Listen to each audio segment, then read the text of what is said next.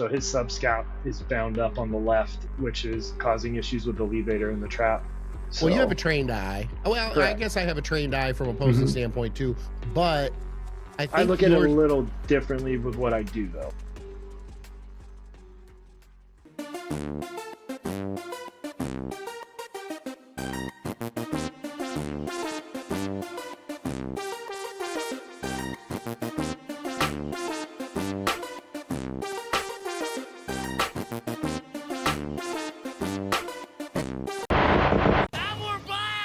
Here between two dumbbells. I'm your host, Skip Hill, and I'm bringing over 40 years of bodybuilding experience to the table, including over 24 years of online coaching. I'm joined today, as usual, by my co-host, Dr. Marv, a.k.a. the Educated Meathead.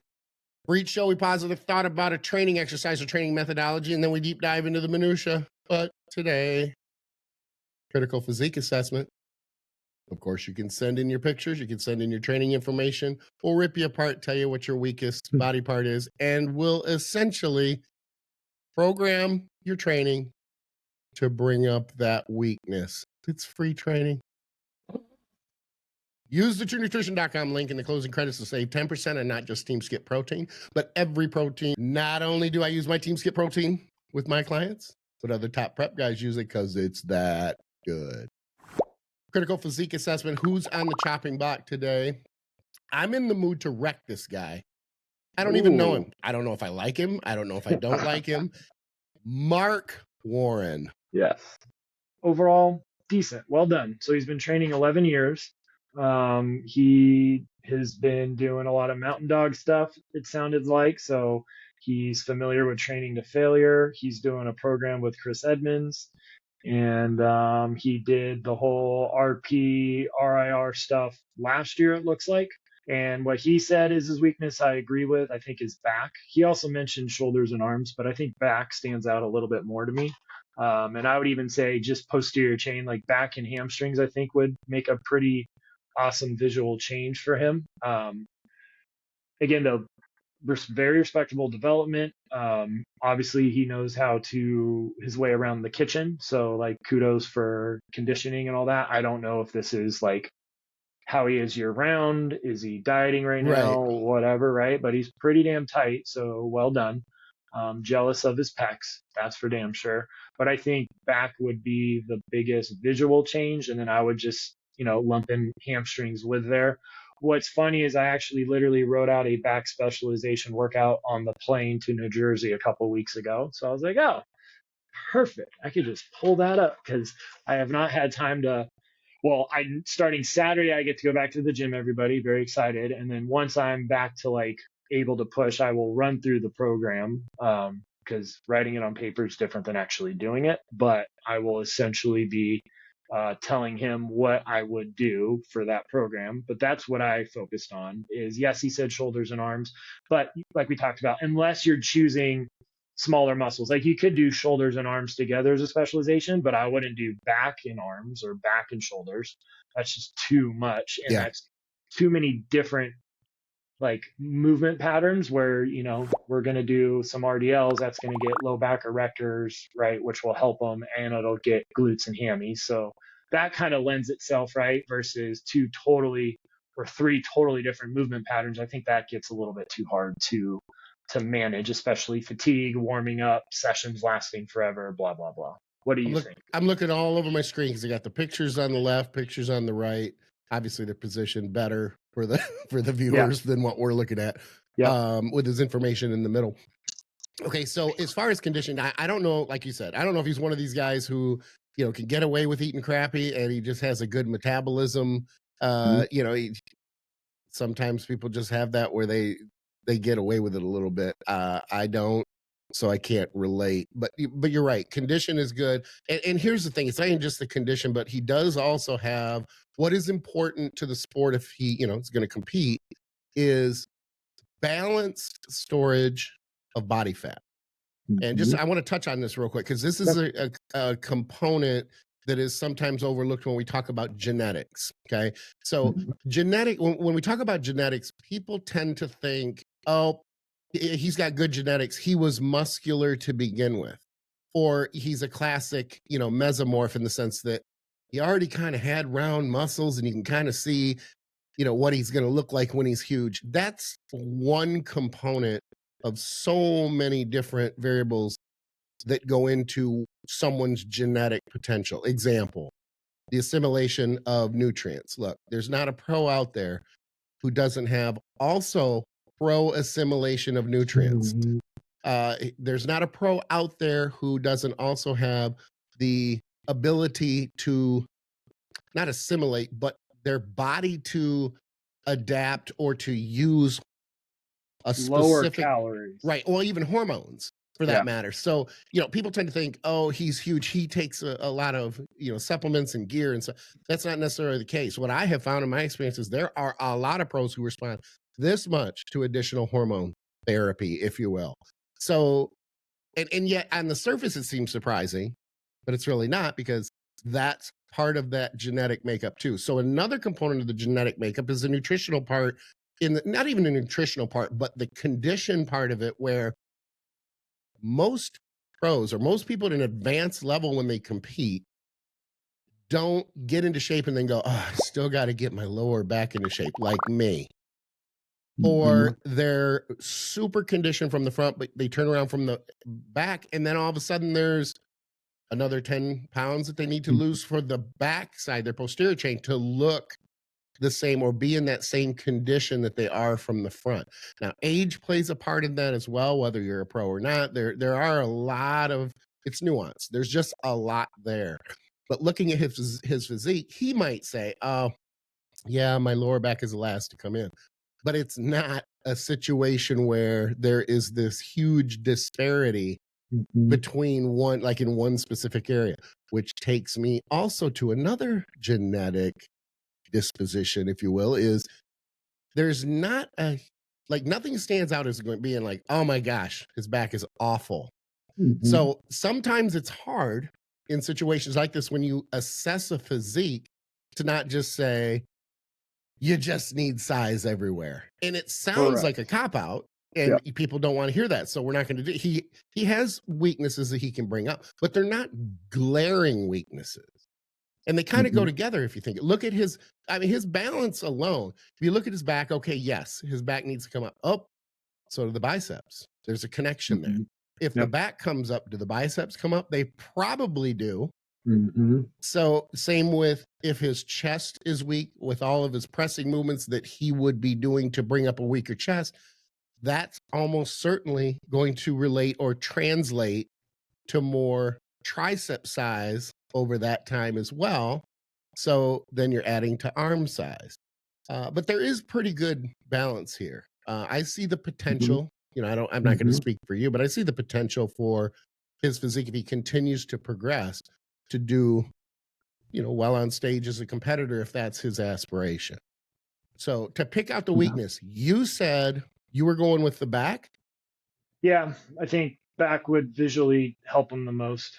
And here's the thing too, if you have a couple weaknesses, and I just touched on the arms, or let's say it's delts, which is another good example because, or for this guy, is if you're going to add muscle to your back or to your chest, you're almost certainly going to be hitting the delts harder and adding size to the delts too. Mhm. So when in doubt, if you just feel like, okay, I have to come up with my weaknesses, I have to define my weaknesses for my upper body, but I'm not real sure, just default to chest and back.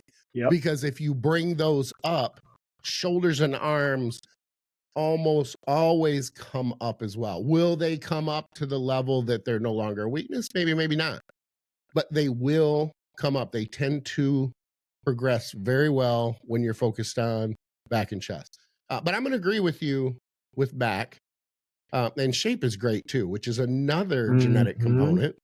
because you can have size and you can not wear it well, or Yep. you can add size and you arguably might have looked good 10 pounds lighter. And when I say lighter, not Mhm. necessarily condition, but sometimes even just less muscle. It just takes a long time to get Mhm. to that point before you get to say, I don't look as good with this extra muscle. Mhm. Yeah.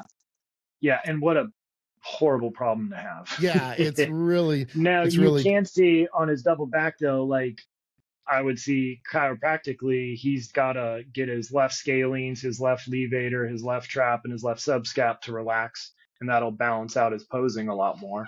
So if he was coming into the office, I would be doing some tissue work, getting that rib cage moving a little bit better. So there would be some things you could do from my day job that would improve his posing. But overall, though, his posing's respectable. He presents his physique well. He said, yeah, I feel like everything needs to grow, which we both agree, but I don't like that as an answer. Where are Right. you seeing that left? I see it in the front double bicep, not as much in the back double bi. Is that where you're seeing it? So I just have the back double bi on my page, and you can see how the left shoulder slightly elevated, like the trap region. It's not flared out as much. So his subscap is bound up on the left, which is causing issues with the levator and the trap.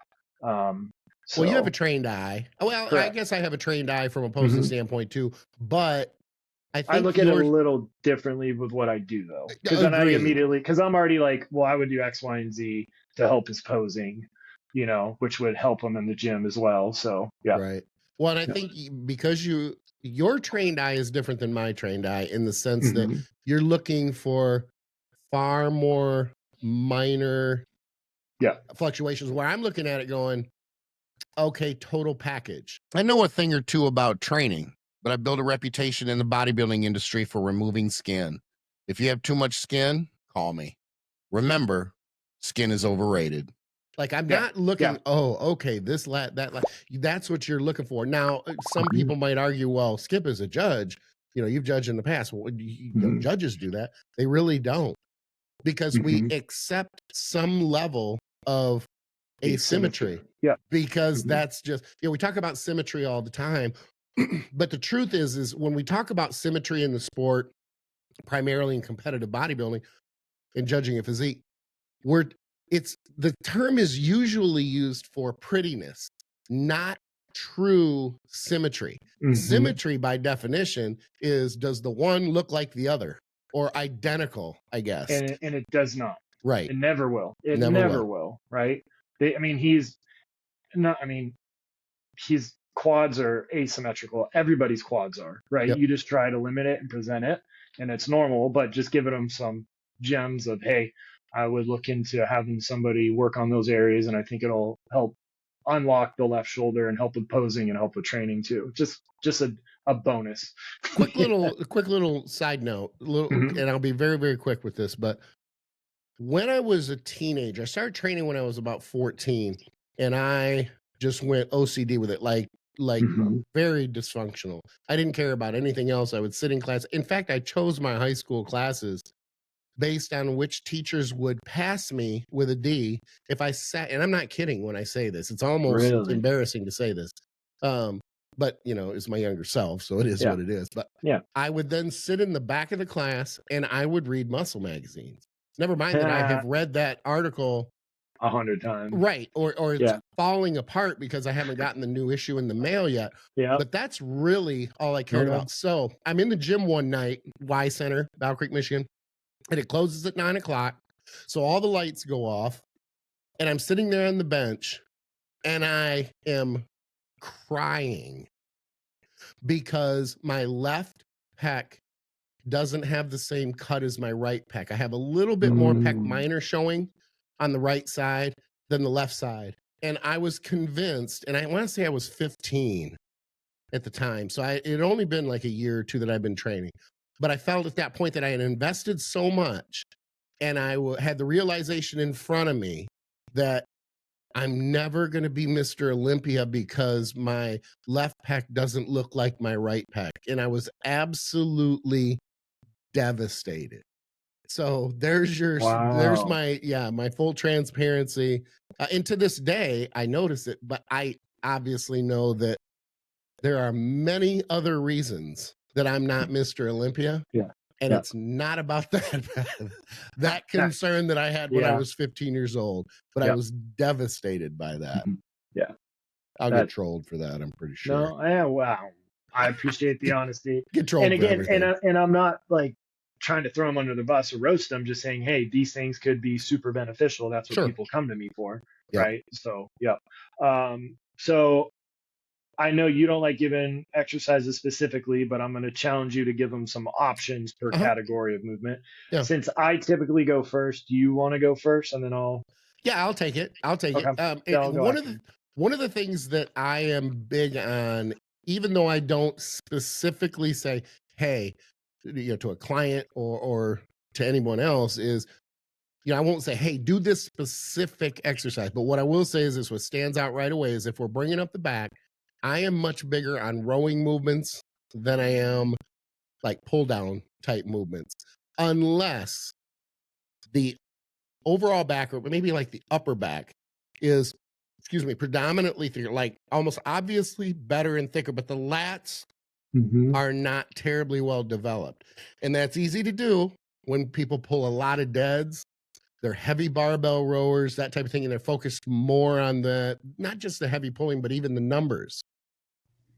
Then we want to try to move into trying to isolate, which is very difficult. The more size you get through the upper back, the more difficult it is to isolate the lats, because all the stronger muscles want to take over, even in an exercise or during an exercise that is lat dominant. So I'm going to say my go-to right away is, we got to get this cat rowing. So, and he's a high volume guy. I don't want to dip into the volume, I guess, yet. I'll wait on that.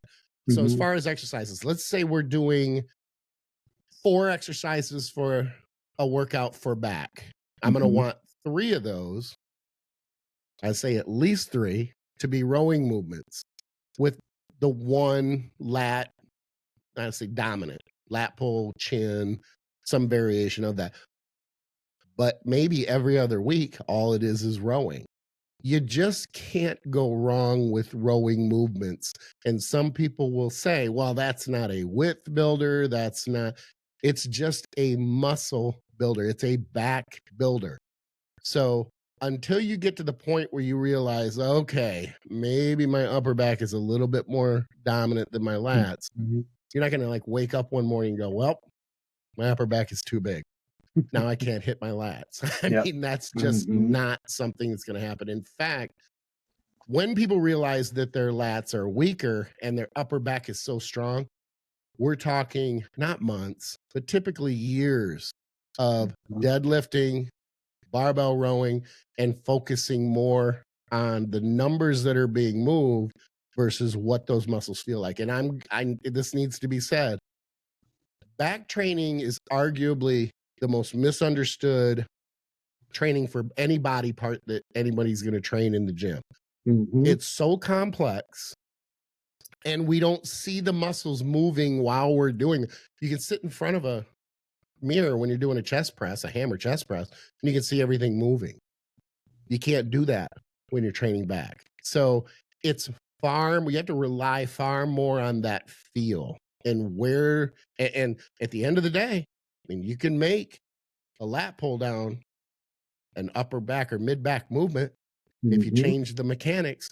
So if that's where you feel, as an example, a lat pull down, you got to check the mechanics, because that's not where you should be feeling that movement. Rows, you can row where it's more lat dominant. You can row where it's more upper back dominant, and we can get into that in a minute. But that's how I would come at the ratio of rowing exercises versus lat. Some good examples.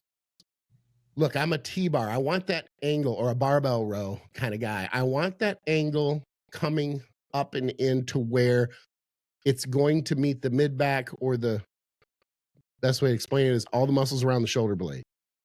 So barbell rows, T-bar rows, hammer. I mean, come on.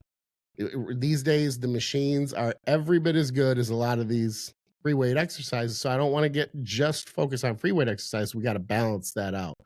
I've been talking for a while. You go ahead and take it. Let me know what you think. If there's parallels or not. Yeah. Well, before that, how many days a week is he hitting back?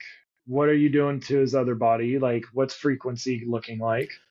I'd like the frequency only at once a week, with the focus primarily just on the back, to see how that works and then adjust from there. And again, when it comes to those 3 things, the intensity, volume, and frequency, I like Well, I like them in that order. That's why I set them in that order. Yeah. So I would flex the intensity and adjust the intensity equalizer bar. Then I would go to the what I say, intensity, volume, frequency. Volume, So then to the volume equalizer. I don't want to screw myself up with the terms here. Yep. And then I would leave the frequency for the end, because if the intensity and the volume allows you to train that muscle group, this particular situation in the back, once a week, great. Maximize the recovery versus going to frequency first, and then all of a sudden you're training it too frequently because you prefer a higher intensity level, or you might prefer a slightly higher volume level. So that's that's how I go in that order: intensity, volume, frequency. So I'd go with once a week to start. Okay. Yeah, and he mentioned he does a lot of supersets and rest pauses and going beyond failure stuff. So yeah, I wanted to go there too, but go ahead. I didn't want to throw everything out at once. But so as always, I have 2 rotations of 2 days because I'm big on rotating. So I would have a full body pull day and then an upper body pull day. And dialing in his intensity, I would recommend starting out with straight sets first. Let's see what his recovery is.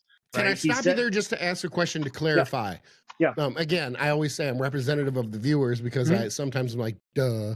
So if I don't get it, they may not. You said full body pull versus upper pull. So like a traditional back day. So full body pull means I'm going to have them be doing RDLs, hence full body pull.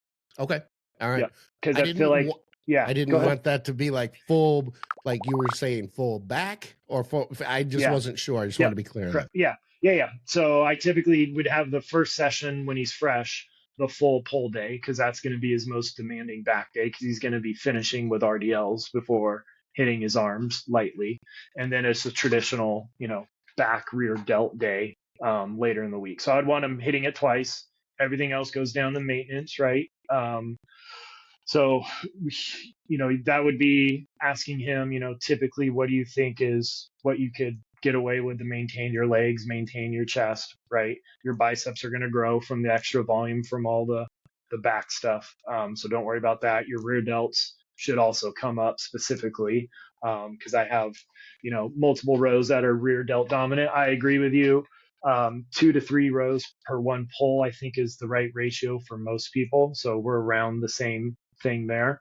I'll just real quickly go over day 1 of the full pull. I would recommend starting him with some sort of pullover. I really like an incline bench. I would then want to follow it up with another high to low pull machine.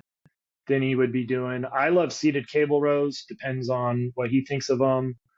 Do a 1-arm Meadows row, so he's also getting rear delt activation there. Then he would do his RDLs, right? So I used to, when I did full pull programs in the past, I'd have RDLs first. I could RDL first and still have a very high intensity workout. Other people, it saps strength. And if he's going to be hitting back twice a week, I would rather be more conservative and finish his main, his heavy lifting with an RDL versus starting it out because we don't know his recovery ability. And then that first day I would do blood flow restriction cable curl followed up with dumbbell hammer curls. Then the second rotation of the full pull that would switch. He would do blood flow restriction, a hammer curl variation, and then a traditional bicep curl. So you're kind of alternating. And then so that would be the first workout, right? So a pullover, another high to low pull, whatever he likes. A seated row, I like cable rows, 1-arm Meadows row, RDL, blood flow biceps, traditional, hammer, Super Bowl shuffle, rope hammer curls, whatever you want. So 1, 2, 3, 4 traditional back exercises plus RDLs plus 2 arm exercises, but the blood flow restriction kind of counts as a half. And I really like just doing that before your traditional movement because your arms are so full of blood. Those hammer curls are going to be brutal at the end. And I really think a lot of people, I think forearms have kind of gone the way of calves, right? With all the machines. I think forearms have gotten way smaller in recent years. So I always like having direct forearm training. So that would be my first day with him. Okay, let me play the other side. I'll play the devil's advocate here for a second. Okay, just so I understand a couple things. Number 1, why biceps on back day? They're already getting blood in them. Let's just do just a tiny bit more stimulation. Okay. Is it the main bicep workout of the, like, say, of the week? I'm sprinkling in a little bit of biceps on both back days because all of his heavy pulling is really going to be hitting the majority of it. Okay, fair enough. Because I'm looking at it going, and this is again where it comes back to we don't have to have the same avenue or the same path to get to the end result. Correct. I just look at a bicep following a back workout with bicep training, and I understand that it's done a lot. It's efficient in the sense that they're already warm, they're ready to go. But what I have found is typically when the biceps are weaker, it's difficult to improve in that area unless it's a recovery issue, because at least that way, when you train back and biceps together, you're getting a lot more time where you're not coming back and arguably overtraining the biceps again by giving them their own day. That I concede. But to bring them up, I'm like, I don't know. But again, I'm just pointing out one variable that we don't have parallels there. The other thing is the RDLs. Why? I mean, I'm a huge fan of just the entire posterior chain, especially the low back erectors. I just think they just build a level of density. And I think, when you look at his legs are respectable, but he's got respectable calves, his quads, he's got some shape. So I think a hamstring would add that, but I like that type of hinging versus barbell rows.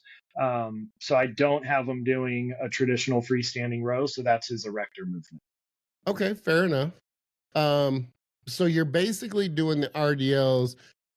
You're pulling away. I see it not strictly, because obviously the lower back has to be used, but as a hamstring movement. So you're saying that it's more. You're kind of, do you look at it more as a 50-50, like it's more balanced? No, it's probably like 60 hamstring, 40 low back, maybe 65-35. But I think I just like that stimulus of getting hamstrings twice, because that's what he would need. So you're already just kind of building it in to still help his back, but you're getting, that's what he's missing in his legs. Okay, so you missed, or you didn't miss. You explained then my next question, which would have been because I was ready to go to, then why not train hamstrings after back versus biceps? But it sounds like you're saying that, again, you're getting a little bit of bicep work after back, you're getting a little bit of hamstring work after back, but those aren't your prime hamstring and prime bicep days. Correct. Okay. All right.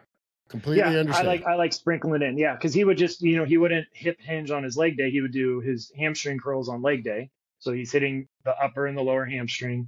And I just really like that when, you're already fatigued from all your pulling, your back still got to work hard to stabilize, especially that upper back and trap. And I think it adds a layer of density that, again, we've talked about multiple times. I don't think deadlifting from the floor is great for bodybuilding. Is it great for your ego? Is it a basic movement pattern? Is it fun? Yes, but so many muscles are involved. It's not the best for pure hypertrophy. I think an RDL is vastly superior. And then we've talked about stiff-legged versus RDLs, right? I call them RDLs. Some people call them stiff-leg deadlifts, right? You've shown your definition of both. I want a soft knee bend. But I figured, hey, if you get a little bit extra hamstring and back during this phase, spectacular. Performance chiropractic and sports medicine in the Houston Bay Area, telemedicine and nutrition coaching all over Texas. And if you're not in Texas, don't worry. You still do consults through the educatedmeathead.com, where you also find workout programs, seminar recordings, and online courses. Fair enough. I think too, you're going to go with more frequency, aren't you? Yep. I always like twice a week and then lower down, and then you're playing, and that's the starting point. And then we'll see how he does. Right. Yeah, but when you say twice a week, you are let's say, just because we're on the topic of hamstrings and biceps, because of me,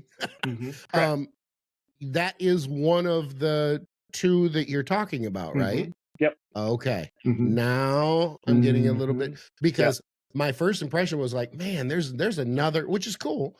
There's another difference then that we're finding in the trade, because I hit a muscle group and I don't want to touch it again until it's time to train again.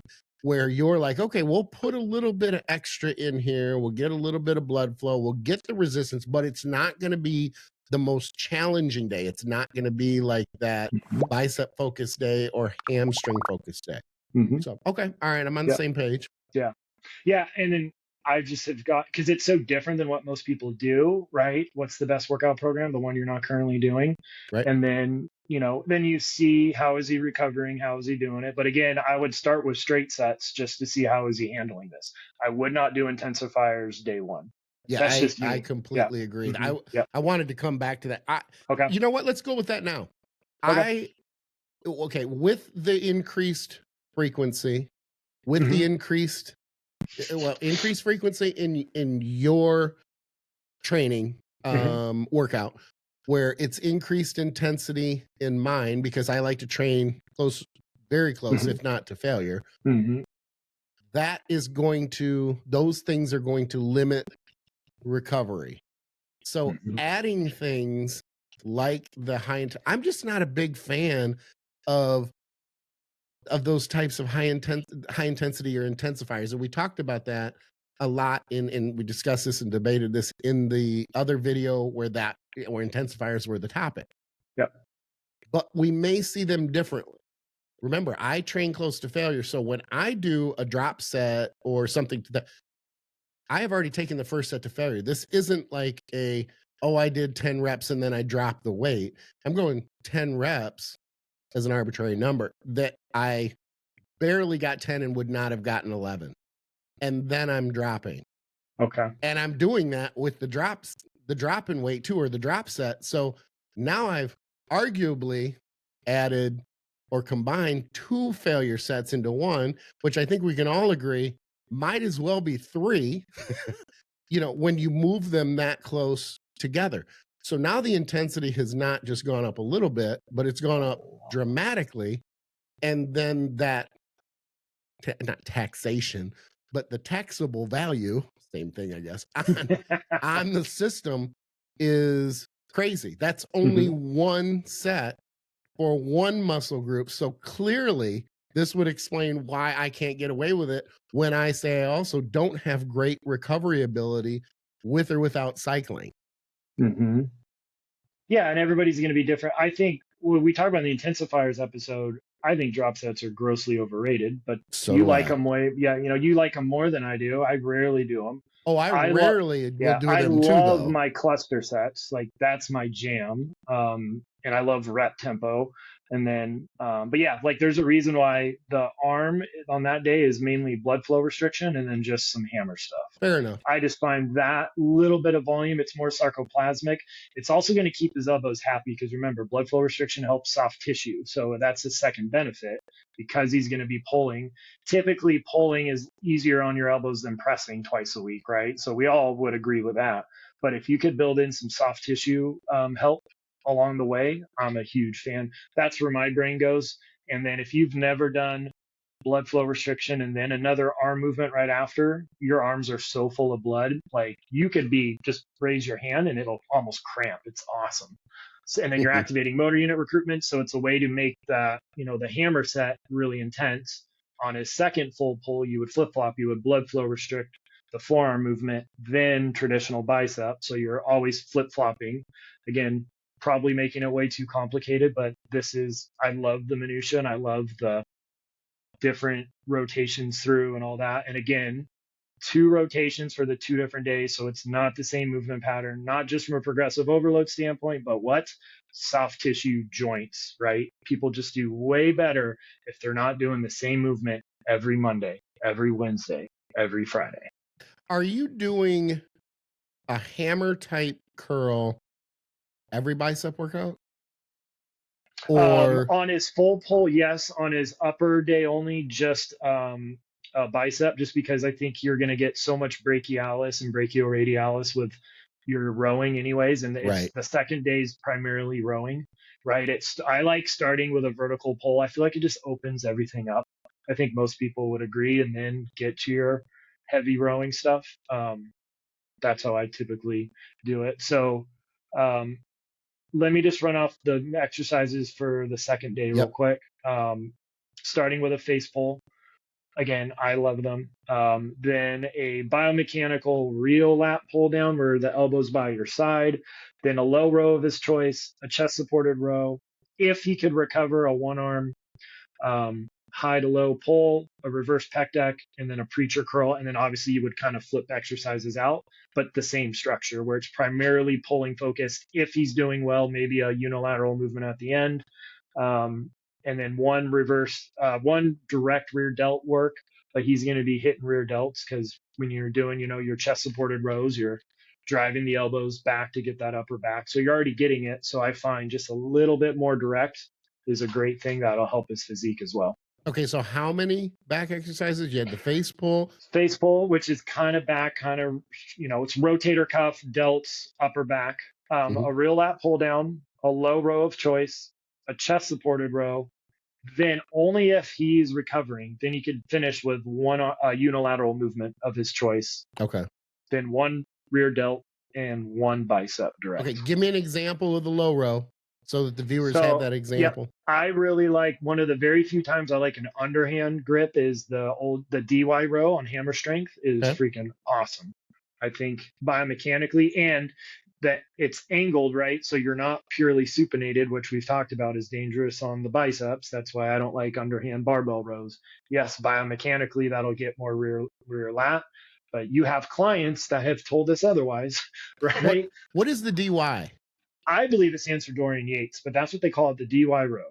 Now that you say Dorian Yates, I remember Yates as a Gen 1 Icarian row. So that was a neutral grip where the handles, I mean, we all, well, I say we all remember. The old heads remember that one the most because that's primarily what kind of helped to kick hammer strength popularity was Dorian doing that exercise and everybody else thinking, I got to have that exercise and I will have a Dorian back as well.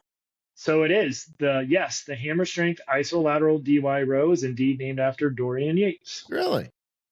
The machine was developed in collaboration with Yates following a wrist injury that affected his training. To accommodate his needs, Hammer Strength founder designed a custom row machine featuring an underhand grip, overhead pivot, and a natural arc of motion that aligned with Yates biomechanics. I did not know that. I didn't know that. Badass. Yeah, that's a real, not only a nice find, but a quick find. Because I would have seen a DY or a Dorian Yates reference with the Gen 1 regular handle. Yeah.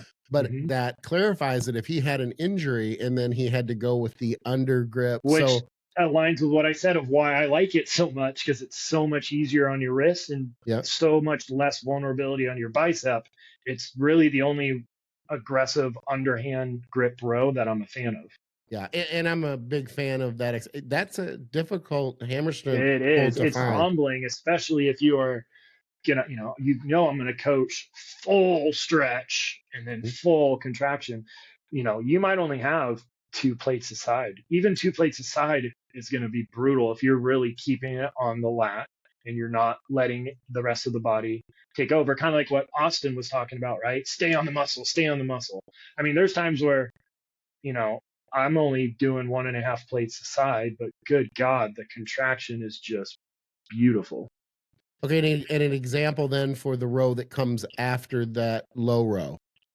Like you referred to it as a high row. Yeah, like a chest supported row, upper back focused, elbows wide. I love chest supported rows. I think they are the GOAT for upper back. Just because you could isolate it, you're not going to cheat and use your erectors. I'm not a big fan of bent over rows. We've talked about it, which a lot of people disagree. That's fine. And then I would also, here's how my brain works. Remember, he has 2 rotations. If he's doing the unilateral movement, the first rotation is a vertical pull. The second rotation is a horizontal pull if he's recovering. Fair enough. All right. And I'm a fan of barbell rows and T-bar rows, primarily as finishers though. Yep. Correct. That way it's so why don't you tell, in case somebody's new, because we talked about this a while ago, why do you like doing that? Well, number one, it forces my elbows wider. There's that. And it's the angle that there's 2 types of barbell rows. There's the 1970s version that Arnold did. So we'll call them Arnold barbell rows, where his back was basically parallel to the floor or very, very close. Okay. He had when I say a deep stretch, he would typically stand on a bench so that the plates didn't hit the floor. That to me is wild now, because I look at it from, okay, I've been training for 41 years. My lower back is going to be like, yeah, I don't think so. And Yep. even if my back thinks so that day, it's a vulnerability and it's a risk that I'm not willing to take. There's so much shearing force Sure. on the low back. And where I talked about your tiny little stabilizers. Sorry, Skip, I'm interrupting. No, you're good. You're good. Tiny little stabilizers that are paper thin. We don't have conscious control of those. Those have to relax as you're folding forward to allow your lumbar spine bones to spread enough for you to flex. So you're losing intrinsic internal stability. Yes, bracing properly. We do know if you activate the TVA, it most likely activates the multifidi, which is part of the muscles I'm talking about. But still, that just doesn't make sense to me. And then you add the shearing force because it's that 90-degree angle. Like, it's incredible that more guys didn't have catastrophic career-ending low back injuries, both with that and the crazy rocking seated cable row. Yeah. My spine pops out the back of my back every time I watch those two movements whenever I watch pumping iron. Well, and I mean, if we go back to that time, I get it. Look, if all of a sudden, like, the masses are doing these two exercises one way, and then Arnold decides that he's going to do them a different way, he would have been ostracized, blackballed, made fun of, trolled for, the 70s version of trolling. It wouldn't have worked very well. And I think it's funny because that not only do we have the 70s version of the barbell row, but then we have the 90s version, which I give credit still. We got to give it to either Ronnie or Dorian. I'm not sure which. So that's where obviously there's more of a, I want to call it a 45, but sometimes it gets up even higher. Much less risk on the lower back, but can pull more weight as well. So, well, and there's a third actually, which is also important, is once you get up here to this angle and you're pulling gravity, because it's not a machine, that stress is up here versus here. So a lot more upper back development in between the shoulder blades and around the middle traps. And I'll say it till I'm blue in the face. There isn't a person alive that can't use more upper, middle, and size, just overall size in that area. You just can't go wrong with it. It ranks right up there with delts. I mean, can your delts really be too big? Yep. Your arms can be too big. Your legs can be too big. Paul Dillette's the only one who comes to mind. Right. And that arguably could be, to play the other side, just bigger. Maybe everything else wasn't just, he could have brought up other muscle groups. Hey, let's bring them up to the delts instead of bringing the delts back down to kind of measure everything out. Plus, he was ridiculously tall. So you have that long midsection. Correct. So, okay. So I understand your exercise. I'm on board with that. People typically know I don't set those exercises. You're challenging me to come up with the other exercises for the viewers, and I get that, and I'm totally cool with that. But even though I don't plan that second workout to say, okay, we did this for the first workout, you're going to do this for the second workout, I do always say I'm a variety guy. I don't like to repeat the same exercise. Well, you can repeat the same exercises if they're not in the same sequence. So even taking the same exercises, but flipping the sequence, I'm totally cool. And it's not that you're breaking this cardinal team skip rule if you do the same exercises, because then you can fall back on progression. And let's just say this, those exercises you connect with, this is advice I always give, always have. The exercises that you connect with, you need to focus on those exercises more, because, and especially when it comes to back, because you need to be tuned in that much more to that feel and feeling those muscles move, because you can't see them. So if it comes down to, look, Skip, I only have 4 or 5 exercises that I really feel when I train back, I'm not going to talk somebody into doing a barbell row where it doesn't fit or it doesn't feel right, or a specific machine movement that doesn't feel right. The other thing is a lot of us train in gyms that are busy and we train at peak hours. So if I sit there and I say, hey, you have to do this one exercise, you could be sitting there for 20 minutes waiting for that exercise. So then I have to weigh out, is it worth the step back and potentially losing your pump and your even psychological momentum for that matter. Does anybody sit there and not get frustrated and pissed? Yeah. I mean, really. So how does that play into your workout versus Especially going to when another the person is doing this? Exactly. And so how does that weigh out, or how do we weigh that versus just doing a similar exercise that's going to hit the same area but is not the specific exercise that is programmed? So again, it's not right or wrong. This is where it's good that we're coming at it from two angles, because if someone was working with me, they're going to get something that is pretty specific to what I do. Working with you, same thing, specific to what you do. So we're kind of contrasting those two things.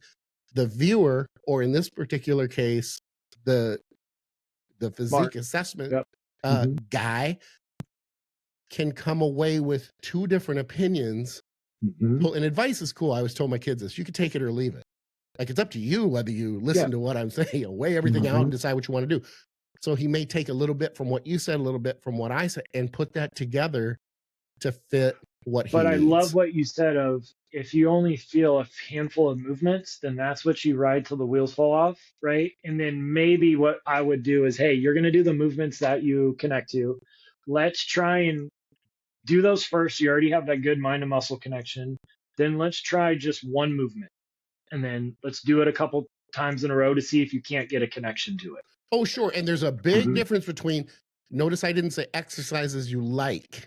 Yes. Because exercises you like not can an turn ego, into, right. They could be ego movements. Or they're just easier.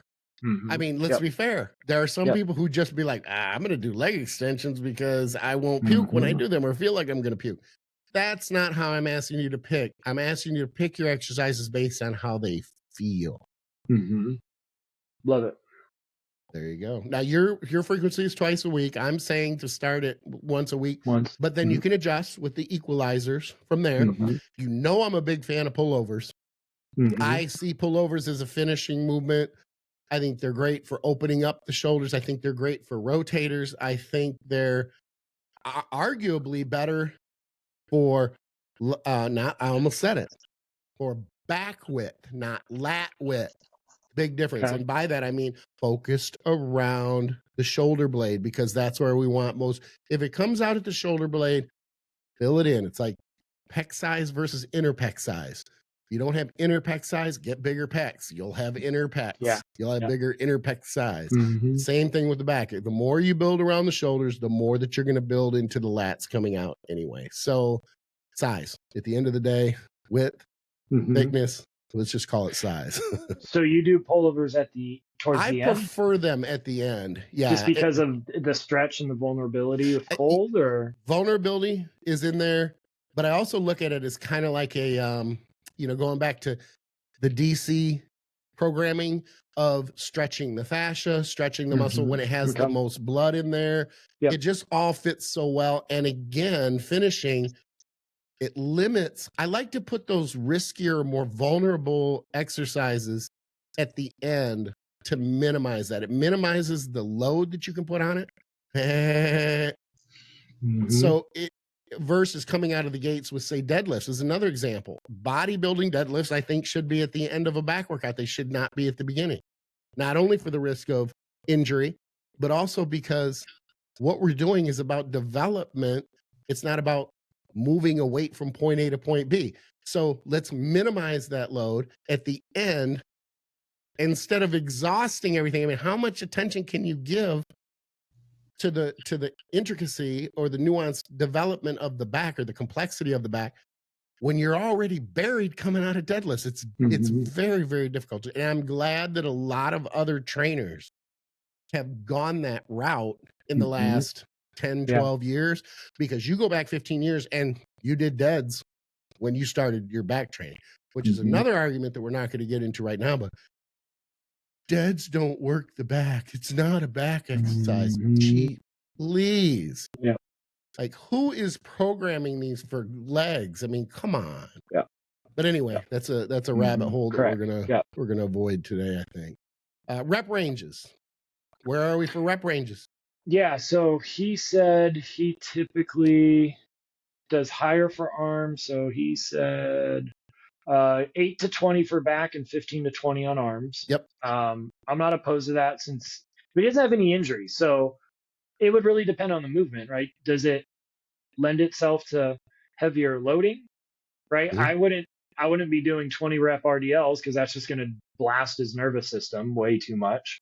So I go heavier RDLs, probably 8 to 12 for the most part. Maybe RDLs are 6 to 10. Arms, there's not a lot of direct arm training because I'm relying on the pulling. I'm not opposed to higher rep ranges. But again, straight sets for the most part, see how you recover, then go from there. I'm against the higher reps that he's doing there because he's been doing it. Mm-hmm. If you're going to mix things up, Yeah. If you're going to mix things up, number one that comes to mind with your programming is if he's going to do those bicep workouts after back, Mm-hmm. and he's going to shoot for 15 to 20 on arms, the fatigue factor is going to be there. Sometimes we have a fatigue factor where you could say you could do a 80-pound bicep curl and you could get 10 reps. Or you could drop down to 60 and still get only 10 reps. There is this kind of, I've come across this in my training. I've thought, okay, I only got 10 reps. I can't go up and wait from here. But I challenge myself to go, okay, keep the mechanics tight. Maybe it's just light and there's a level of fatigue that you're falling.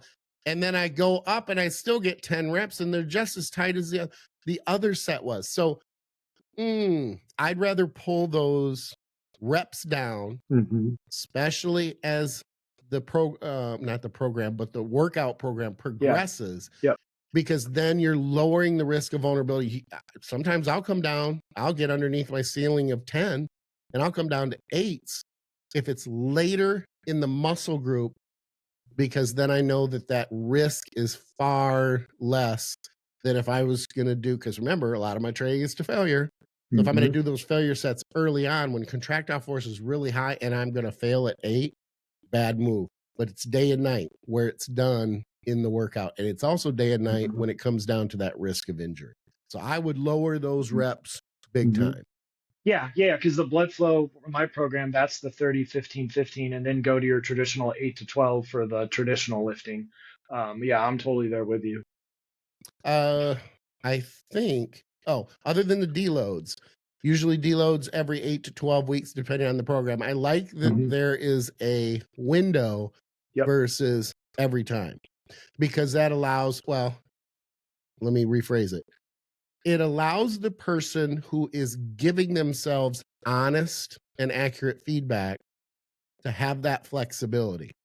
If you're using a window and it's, I've got a vacation coming up, so I'm going to push a little further, bad idea. So some people do work better with black and white cruise or deload weeks, because then okay, I've got 2 more weeks of really hard training. I'm going to make sure that I grind, and there's going to be that kind of psychological setup where if you have that window, some people will leave themselves open and go, okay, I've got this coming up, or I can get another week out of it. It's not milking the cruise, or milking the blast phase that we're after. You don't need to milk it. You just need to hit it hard. If you're building your volume, great. If you're building your intensity, great. But realize and honestly assess that feedback and go, okay, I need to deload next week, or I cruise / deload. They're the same thing. It's just a different moniker depending on whether you have a DC programmed brain, because cruise sticks with us, with the old heads, because that's what we always know. But deload is the same thing. The only other reason I say that cruise can sometimes be confusing is I have had clients where I have talked about cruising and they think I'm talking about gear.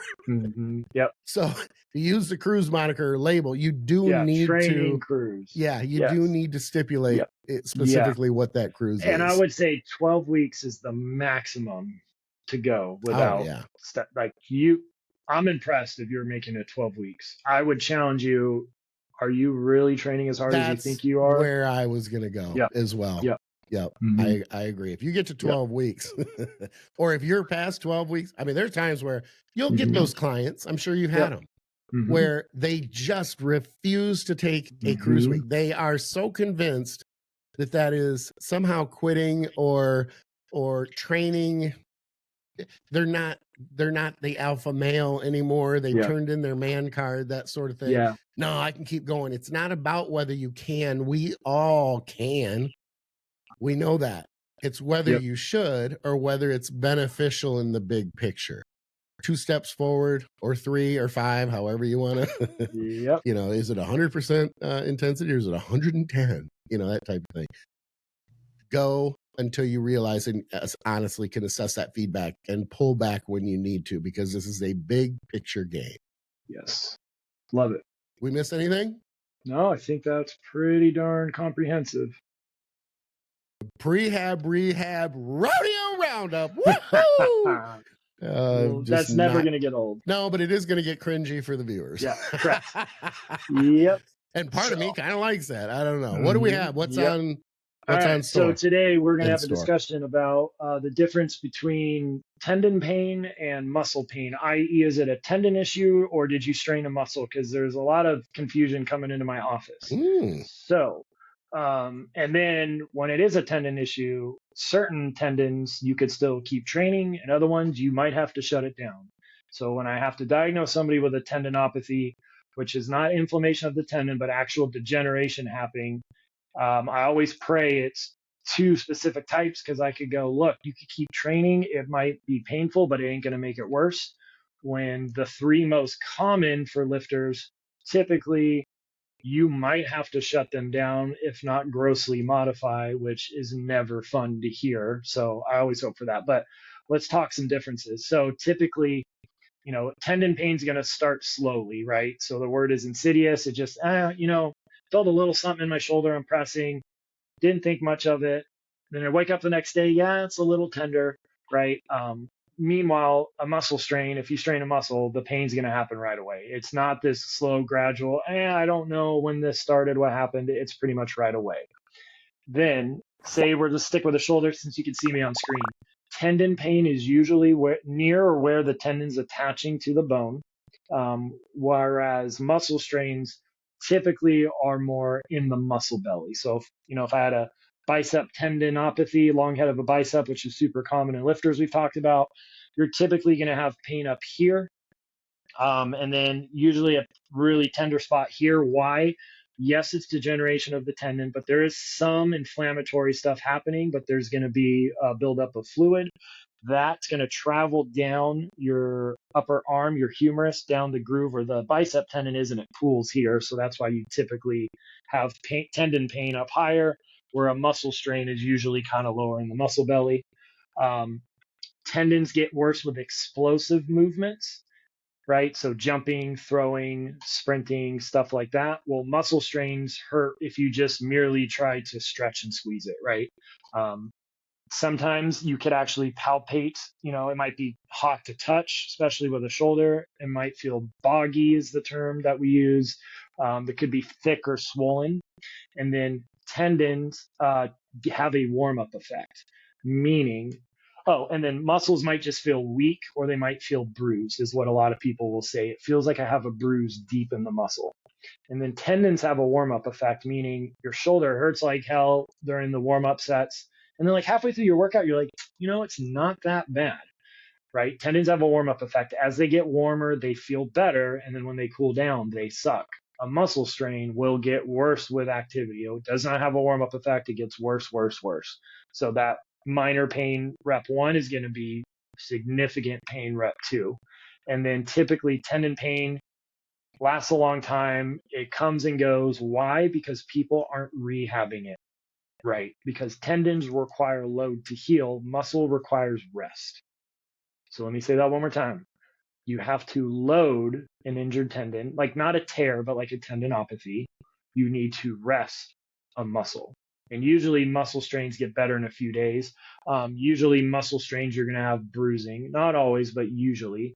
Usually you felt and maybe even heard the tear, right? It's not going to be like, I kind of don't know. I did have a kid come in where he did have both a tendon injury and a muscle injury, but it was during a rugby match where the adrenaline was high, right? So he didn't really register it. It was his first match ever too, so he was all excited, right? He finally turned 18, so he'd been practicing with the team for 6 months. So like, yeah, that's that time. Now, certain tendon issues, you could keep training like I talked about. Those are going to be your Achilles tendinopathy and your gluteal tendinopathy, especially your hip abductors, right? So when I have patients with that, I go, look, it's going to be a load management thing. Well, tendon issues are always a load management thing, but I mean, like, it's going to be a pain management thing. There's always going to be discomfort when you rehab a tendon issue. You've got to come to terms with that. But usually Achilles and glutes, I don't need to have them shut it down unless they are just in so much pain and they're refusing to do any modification or whatever. The ones that typically get worse and can actually worsen them structurally, patellar or quad. So I hate it when I have a lifter coming in with quad tendonitis. Rotator cuff, especially supraspinatus, which is the most common rotator cuff tendinopathy, tennis elbow, and bicipital. So unfortunately for shoulders, yeah, you're going to be modifying pretty much from day one. We're going to be real mindful of range of motion. I've talked about not letting, if you're doing pressing, don't let the shoulder roll forward. Mm-hmm. You probably might even be doing the one time I actually am a proponent of dumbbell crush presses is when you have a tendon issue in your shoulder because it's keeping your elbows closer. You're putting less strain on there. So those are really important to think. And then again, what does most people do when they have tendon pain? They go to their doc, they get a cortisone shot, it feels better, so they do nothing and they just take NSAIDs and they ice it and they rest. That is the single worst thing you could do to a tendon. So if we do not load a tendon, while you're not broken, you're not fragile, I am going to do a little bit of fear mongering, not from a sales standpoint, but because people need to know this. Cells will start to die off in your tendon if you have long-term tendinopathy and you're not loading it to get better. You got your cortisone shot, it feels better, so you do no rehab. Those cells are never coming back. Ooh. And then you might have nerve fibers start to infiltrate a tendon. A healthy tendon doesn't have nerve fibers. That's why people get in this vicious cycle of every 6 to 7 months, my left shoulder kills for 2 or 3 months, and then it gets better, and then it kills for 2 or 3 months, and then it gets better. And you only get so many cortisone shots per your lifetime of your joint. For most part, it's 3. Above 3, it'll actually start to degenerate the joint itself. So if you get cortisone, you're getting cortisone to then rehab the hell out of what caused the issue. But most people don't want to do that. All right. Good information. I got a question, though. Yep. Rotator cuff pain, in my experience, feels more, based on what you explained, like a tendon issue.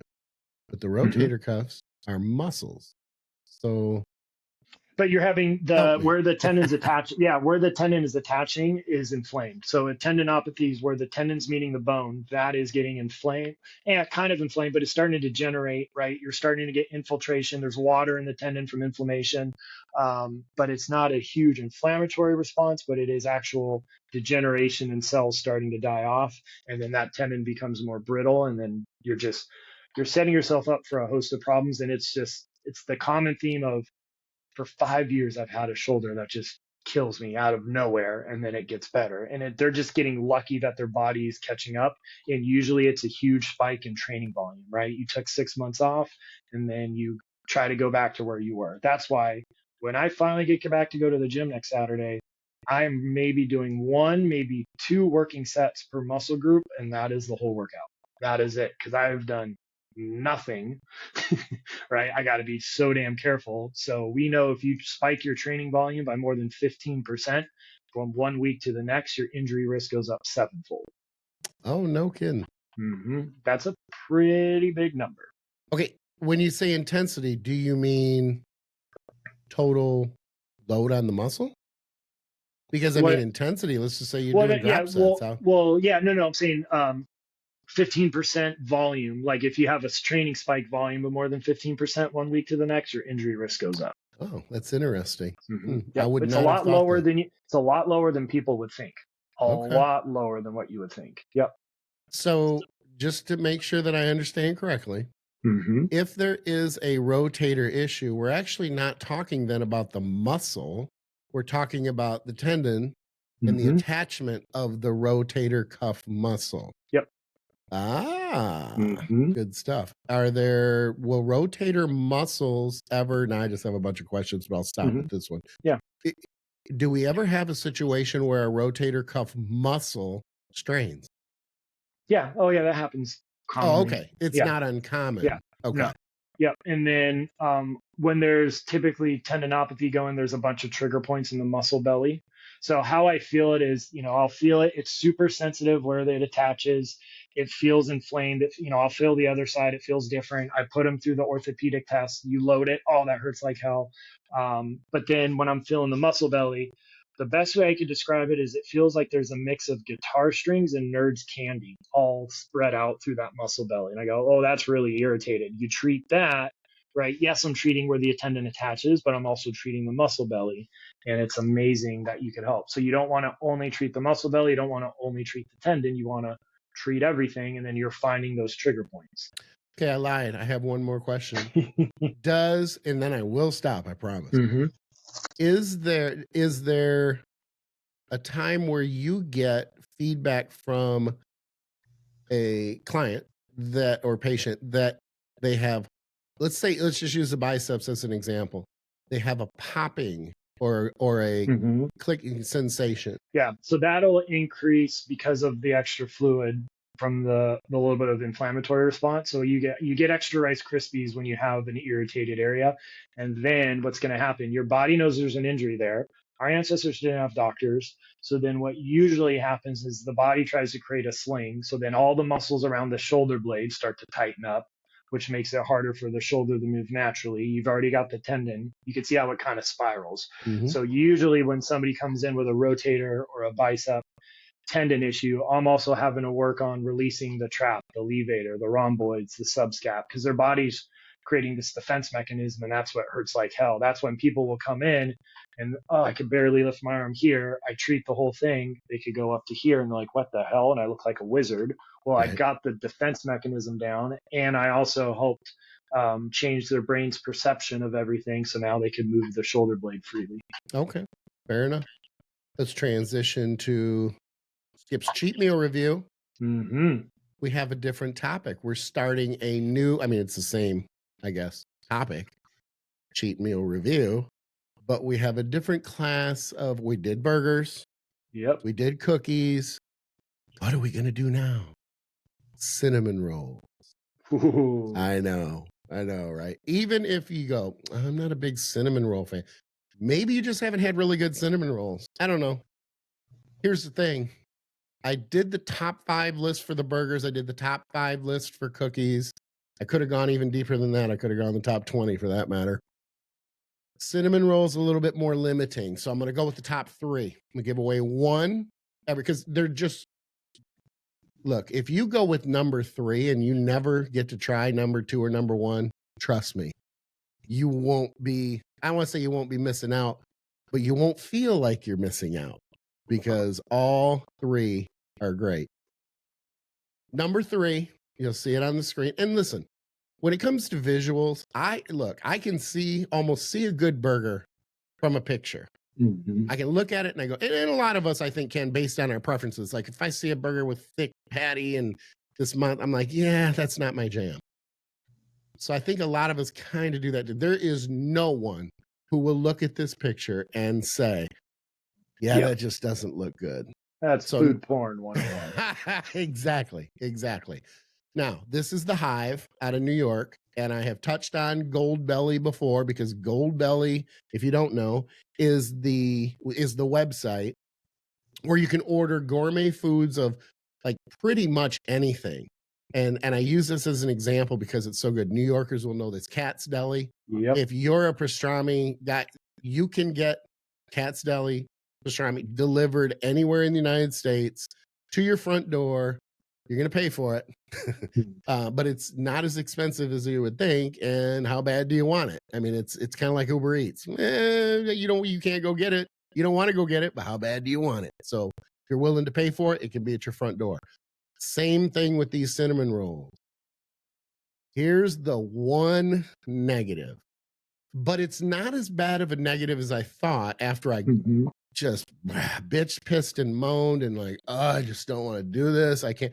You have to make them yourself. And when I say make them yourself, they come pre-packaged. Like the cinnamon rolls are ready to be cooked, but you do have to prep them just a little bit, and you do have to put them in your oven.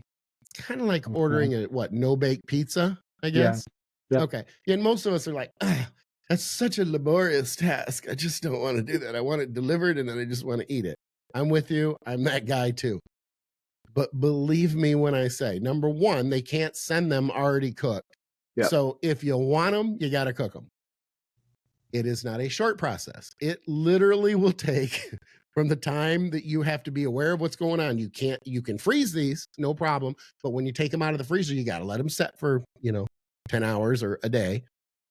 So you're better off putting them in the fridge, taking them out of the fridge. You still have to let them set for a couple hours, but you have to let them set in the oven. There's instructions. They're very simple instructions, but it's about 20 minutes in the oven to set. Then it's about another 25 to cook. And of course, here's the cool thing. They send you tubs of frosting. You're not going to come up. How many times do you come up short on? You go, man, I just wish there was more frosting on it. No, I made the mistake of putting like half or 2/3 of the frosting on there. And I thought I was going to make myself sick. And I'm all about sweets at that point. Because I was very depleted, that sort of thing. So they are to die for, but you have to cook them. So that's number 3. I'll give away, I'm not going to say what they are or who they are or anything else about them, but I will say that number 1, you don't have to cook. And number 1 and number 2, you don't have to cook. But here's the catch. Number 1 and number 2 can't be delivered through Gold Belly. You actually have to go there. It's a little limiting. But I didn't want to give away, middle of the road cinnamon rolls, so I decided to do it this way. Number 3, cook them. They're freaking awesome. Number 1 and number 2, you got to be where they are or you can't get them. Yeah, I need to spend some time on Gold Belly. Be careful. Yep. You're better off checking it out when you're not hungry and you're not depleted. Because otherwise order until you're at one point during the end of prep. And this is almost embarrassing. I had ordered, and I'd lost track of it. I had ordered from 7 different cookie companies. Finally, my wife is like, how many more orders are going to show up at the front? I'm just like, 2 more. That's it. I swear. I mean, I was having her take them to work, to give them to staff, things like that. It just got out of control. Why? Because I was depleted. And every cookie I looked at was really, really good. And then I got them and some of them weren't. So there's that. I'm trying to provide a service here to save people time, save people money, because sometimes something will look good in a picture or they will sell it very well. And then you get it and you look at it, you go, that's not what was in the picture. This isn't right. Yeah. And it doesn't work. All right, Q&A time. We got some questions. Yep. So this is from Nadia Hassan 6228. She agreed dumbbell kickbacks do suck. Very home workout. Yep. Kudos. I'd love to hear you two discuss hip thrusts sometime. Do you do them, Skip? Let's start with that. Okay. First, let's clarify the terminology. Okay. Thank you. Because really, it's as an industry, we conflate the terms and the labels.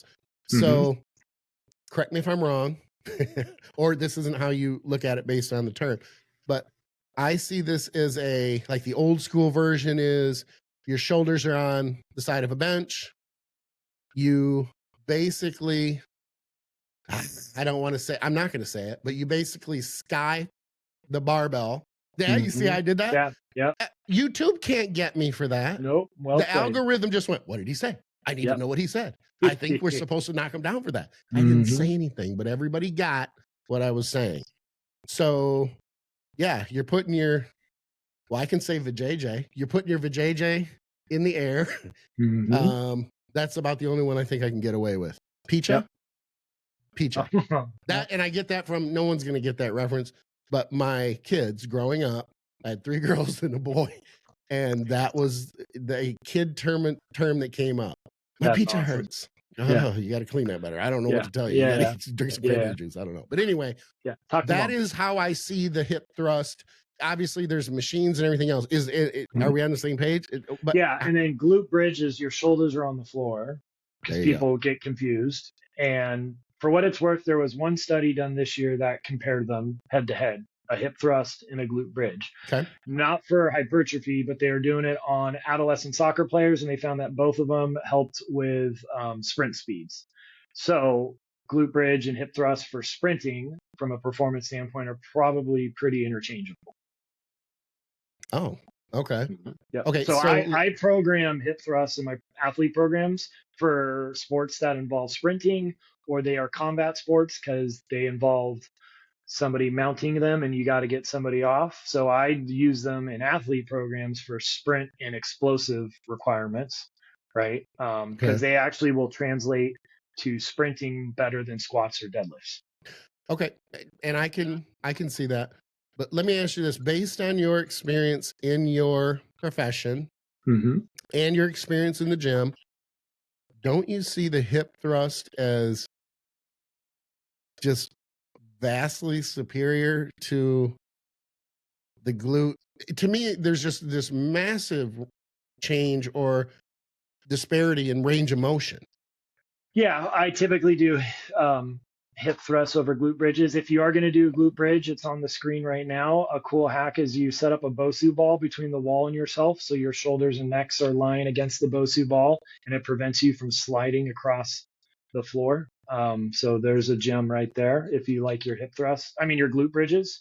I use both for hip flexor issues. So you know what? Let me share the screen real Yeah, quick. because I'm wondering what is the benefit of doing this is a better way, I guess, to ask my question. What's the added benefit of doing them from the floor? A glute. It's easier to Thrust. set up. You don't need Okay. as much equipment.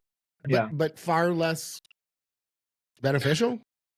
No? Yeah, because they've never been compared They've never compared head to head for hypertrophy. The only study was sprinting speed that Okay. compared them head to head. Now Okay. they have similar EMG studies and separate studies.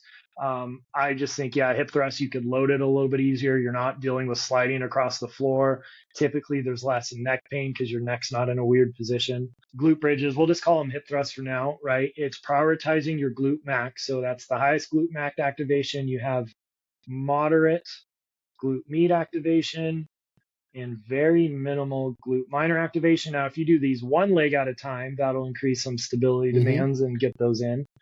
But what people don't realize is the glute max, different parts act differently. So extension typically comes from the lower glute fibers. And these very low fibers, pure, like full hip extension, it will actually adduct AD go towards the midline. So these lower fibers, as you extend super far back because the hip has to internally rotate to get into hip extension, will actually adduct the hips. Then your upper fibers do more of the abduction external rotation. So people don't realize the glute acts a little bit differently. Now, what people also don't realize, this is in direct relationship with your hip flexors. It's almost like a bicep and a tricep. And what does everybody do for hip flexors? All they want to do is stretch them or dig into them. They never want to train them. And what's showing on the screen now is one of my rugby guys, South African badass rugby player, horrific front of the hip pain. We're using this glute bridge, body weight only, to fire his glute, which is going to relax his hip flexor via reciprocal inhibition. So when you get into the glute, the hip flexor will start to relax. So I use them for sprint speed in athletes. I use them for anybody with hip flexor pain. And then if you really want, very well developed glutes, I think they're great. There was a study that compared hip thrust to barbell squats, and that broke the internet when that came out a couple of years ago, where they found both had similar hypertrophy in the glutes. Obviously, the squats got more adductors quads, and people were like, "Oh, you only need to do hip thrusts." I'm like, "Oh God, why don't we take it to the extreme?" Hip thrust is a shortened position movement for the glute. A squat is a mid-range position movement for the glute. Why don't we do all of them? Now, Mic drop. is it safe to say though We really could throw the glute bridge in the trash compared to the hip.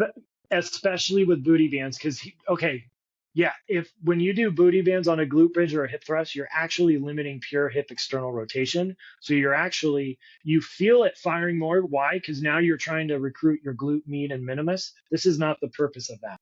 So when you do the booty bands and you're pressing your knees out, you're going to limit pure hip extension, which means you are not getting the maximal glute max activation. And we know that in the top position of a hip thrust, you have higher upper fiber glute max activation than in a squat. So like you're taking away the whole point, which is to get your glute in a fully shortened position. Mm-hmm.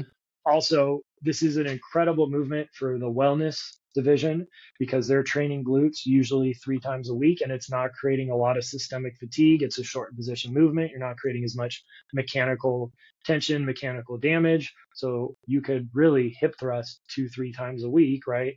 Right. Can you really squat with a ton of intensity 2-3 times a week? But they For are a period also, of time. that's the other part Yeah. too, is they're not just doing hip thrust. The Correct. hip thrust is getting all this attention in the wellness division. Like, oh, that's why their glutes They're are doing so a big. lot of stuff. They're doing a lot of, that's Because one they of 5 have movements. to get those upper fibers with the hip abduction, right? They Right. have to do all that stuff. Yeah. And then like when people have a history of chronic low back pain, typically their glutes, they have a hard time recruiting them. Where I put them face down, they're lying face down, they bend their knee 90 degrees, they lift that leg off the table, I push down on the foot. Do you feel it in your glute and your hamstring?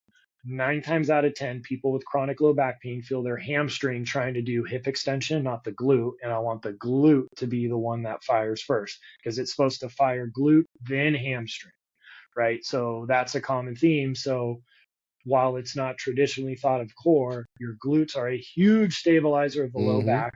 They're a huge part of core stability. When people have a hot low back, 100% of the time I find a gnarly trigger point on both glutes. I typically hit it with a needle. It's unpleasant going in, but if I could get that to relax, because I hook that needle that's 3 to 5 inches into their glute, I hook that up to a TENS unit so the whole needle's electrified, and I use various frequencies to do various things in the muscle. Well, wait, 3 to 5 inches. inches Into the glute. Yes. Yeah, I think unpleasant would be a gross misunderstatement. And then there's a huge performance standpoint. So all my powerlifters come in the week of their meets and they say they're stronger. I hit both sides. I've had to order special harpoons, I call them. Yeah. Because their glutes are so dense that my Gen Pop ones, I literally can't get through their glute. So I literally have a special box for my big time strongmen, powerlifters, bodybuilders. Okay, so which one would be worse then? Because it's so deep. Which one is more uncomfortable? Manually getting to that deep trigger point or the needle? I think manual. It would almost have to be. Yeah. Like in the armpit, it sounds crazy to stick a needle in your subscap. I would choose that over the pin and stretch. Yep. 7 days a week, twice on Sundays. Usually I give patients the option, and usually I go, they get freaked out by the needle, so I do manual, and then they come in the next time, they go, can we try the needle? I do the needle, and they go, we're going to do that from now on. Yeah, I literally have my shoulder hurt. Wait, no, my shoulder doesn't hurt because you are not sticking your thumb in my arm. Right, yeah, they don't come back. Yep. That's funny. Here's the only thing that I have to say about because this is how my brain. Yeah, I'm just really struggling. I said is English your first language? Yeah, I said gross misunderstatement. Don't worry, that was earlier. me last week. I swear to God, I was an ESL kid last week. That's good. That's good. No, I see the glute bridge, or compare it, I guess, in my brain to, instead of doing a regular tricep press down, you're doing like only the bottom quarter. Or 1/3 of the movement. Yeah, because it's a lot more shortened only. Yeah, I like that. And then one thing I didn't mention, a proper hip thrust in my mind, your shin is still vertical at the bottom. Because if your feet are too far away, you're going to get a lot of hamstring, and we're trying to get the glute. Okay, I like that. Yep. I think that's a and then good push point. through that big toe knuckle. Because that's a world. And then I'll even put the foot wedges under, especially my bodybuilders who are coming in. And we're using my newbie E-stem to bring up glutes. So we've got 3 female competitors were bringing up their glutes, and one of the big things we're doing with the newbie is the hip thrust, and then they have wedges under their foot based on their unique biomechanics to do the whole foot biomechanic hip thing that we know I'm a big fan of. Right. But just make sure you're pressing through the big toe knuckle, and you will feel a world of difference with how it recruits. Sounds good. On that note, we got to get to getting. Skip and Dr. Marv splitting. If you enjoyed the show, be sure to like, subscribe, share, and ring the bell. If you didn't like the show, pretend you did. Like, subscribe, share, and ring the bell anyway. Should sound a little something like this. Be sure to use the TrueNutrition.com link in the closing credits to save 10% on not just Team Skip protein, but every supplement they sell. I got the outro right. I just screwed up the intro. Dr. Marv, how can someone reach out to you if they have questions or if they want to work with you? Easiest way is Instagram at dr.marvin.saysvc. My office is Coastal Performance Chiropractic. The website is almost finally being revamped. And then the educatedmeathead.com. Fair enough. You want to look like you have no skin? I'm your guy. Go to teamskip.com and you'll find all of my contact information, including Team Skip merch. Follow me on Instagram at Intense Muscle as well. Keep in mind, this is a team of 3, not just 2. Chris is the enigma behind the scenes, and he's responsible for the visuals and the graphics, and he also plays a huge role in the creative process. This project would not work without him. So from all 3 of us, it's been a business doing pleasure with you. Join us again next week for another episode of Between 2 Dumbbells.